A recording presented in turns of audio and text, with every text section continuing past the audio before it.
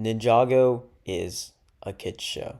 That's a fact that most older fans of the show seem to forget sometimes. The main priority at the end of the day was to create something for younger audiences to watch on the weekends or after school on TV. It's massively incorporated into a toy line, again, for within the target audience being kids around ages 6 to 14.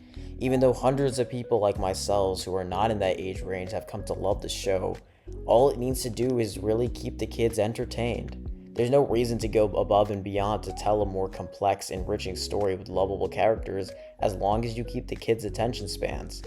But that's not what happened. There were so many older fans of the show for a reason, and that's because, from the beginning, the people involved proved that there was more potential to create something beautiful and intricate beyond what the show was designed for.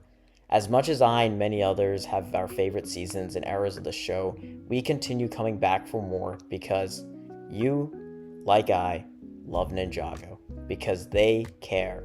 The effort they put into the lore, the characters, the drama, all of it is so carefully thought about, a level of dedication that kids shows rarely get. With Ninjago's 15th anniversary coming up soon, I wanted to explore the best of classic Ninjago. And in this video, let's take a look at the beginning. Not the pilots, but the first amazing episode of LEGO Ninjago. This is entirely subjective, and I still love many of the very first episodes of the show, from both the pilots and Rise of the Snakes. But there is one episode that transcends everything that came before it, and frankly, much of what came after. Tock is the 7th episode of Rise of the Snakes and follows the ninja as they track down the Falcon, who leads them on to an abandoned treehouse in the middle of the forest. Based on the synopsis, this might sound like the least interesting episode in the entire first season, and that's because this is a weird episode where most of what happens isn't heavily connected to what came before and after. Lloyd is still kidnapped from the last episode, and the first Fang Blade isn't found until the next, so what are we doing here? That's because this episode represents far more than just moving the plot along. It's Zane's true potential episode. I always thought that the concept of the true potentials was really fascinating. It was an intriguing way of letting each of the ninja have a moment in the spotlight and clearly define what makes them who they are. Obviously, from the existence of this video, I think Zane's is done the best, but let's quickly go through each of the 4 original ninjas' true potential from the weakest to the best. Cole's true potential is pretty easily the weakest, mostly because it's not built up to at all in the first season and never relevant again. Cole's relationship with his father and his dad learning to accept his son is a relatable emotional arc, but not very important to the character. Personally, I blame this mostly on the fact that Cole didn't really have much of a character in the first few seasons, but I digress. Kai's true potential is already a massive improvement because the build-up is really well based throughout the entire season. We can see how Kai's strong desire to become the Green Ninja consumed him so much that it was putting others in danger.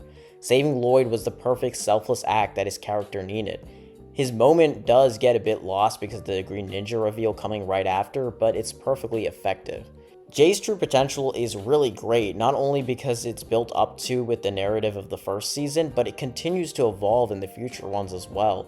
Jay's relationship with Nia becomes a fundamental part of the character, and setting it up here with this emotional moment when he realizes that Nia likes him for who he is some powerful stuff. But Zane's true potential is the best by far, not because it's just about Zane and finding out who he is, although the structure of the episode makes it appear like that's all it is. He finds out he's a ninjaroid in a devastating reveal, but with the help of his friends, he realizes that all that matters is his brotherly bond with them, and that they'll accept him no matter if he's a human or not.